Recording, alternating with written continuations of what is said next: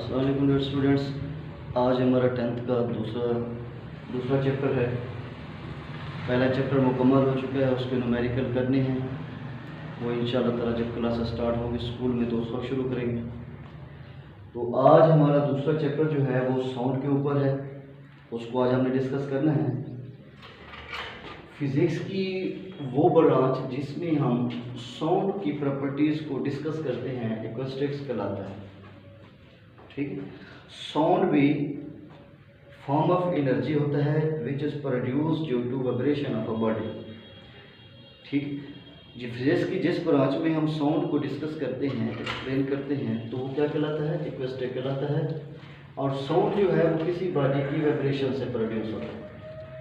ठीक है, it means के साउंड के प्रोड्यूस होने के लिए अगर वाइब्रेशन नेसेसरी है तो इट मीन्स कि फिर हमें मीडियम की ज़रूरत होगी।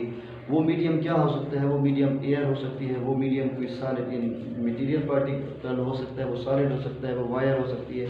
ठीक है बेटा, तो पहला हम एक्टिविटी करते हैं कि जी साउंड क्या है। ठीक है जी, और कैसे ये मीडियम से इसके पैदा होने के लिए मीडियम की ज़रूरत होती है।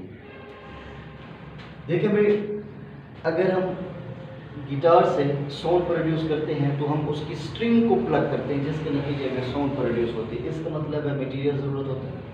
इसी तरीके से जब ह्यूमन जब वो बात करता है तो उसके वोकल कार्ड वाइब्रेट करते हैं जिसकी वजह से साउंड जो है वो प्रोड्यूस करती है। इसके अलावा हार्ट बीट, इसको भी स्टेथोस्कोप से डॉक्टर चेक करते हैं, उसकी साउंड प्रोड्यूस होती है। डिफरेंट ऑर्गन की मूवमेंट उसकी वाइब्रेशन से साउंड जो है वो जनरेट होती है। अब यहाँ मैंने देखना है कि जी एक इंस्ट्रूमेंट हमारा लैब में मौजूद होता है, ट्यूनिंग फोर्क। ये एक डिवाइस है जिसके दो प्रांग हैं, यू शेप इंस्ट्रूमेंट होता है। क्या होता है बेटा? यू शेप इंस्ट्रूमेंट होता है, इसको ट्यूनिंग फोर्क कहते हैं। और लैब में वाइब्रेशन प्रोड्यूस करने के लिए या साउंड प्रोड्यूस करने के लिए हम इसको इस्तेमाल करते हैं। ये इसके प्रांग्स कहलाते हैं। जब इसके किसी भी प्रांग्स को हम इसको यूं पकड़ के किसी रबर बैंड के साथ इस तरह मारते हैं तो इसके प्रांग जो है वो अपनी पोजीशन पे खड़े होके यूं लेफ्ट राइट ये मूव करते हैं, यानी वाइब्रेट करते हैं अपनी मेन पोजीशन के इर्द गिर्द। जब ये प्रांग इस साइड पे आता है तो साथ वाली मौजूद एयर को ये कंप्रेस करता है।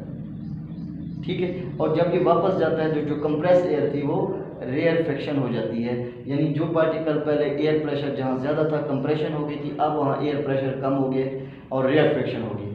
इस तरह ट्यूनिंग फोर्क से साउंड जो है वो कंप्रेशन और रेयर फ्रिक्शन यानी एयर को कंप्रेस और रेयर फ्रिक्ट करके आगे की तरफ मूव करती है। ठीक है, अब हमने देखना है कि आया कि ये किस तरीके से इसको आप इस मूव करते हुए प्रांग्स को अगर कान के करीब लेके आएंगे तो आपको जेंटली ब्रीक सी आवाज़ आपको सुनाई देगी, जिससे आपको पता चलेगा जो पहले नहीं थी, जैसे आप फील कर लेंगे कि जी ये इसके प्रांग्स की वाइब्रेशन से साउंड प्रोड्यूस होती है। अब अगर आपने इसको और मज़ीद वो करना है तो फिर आप क्या करें कि ग्लास ऑफ वाटर लें, उसे हॉरिजॉन्टल उस पर रख के इन प्रांग्स को हिट करके आप पानी की अपर सरफेस को ऐसा टच करें।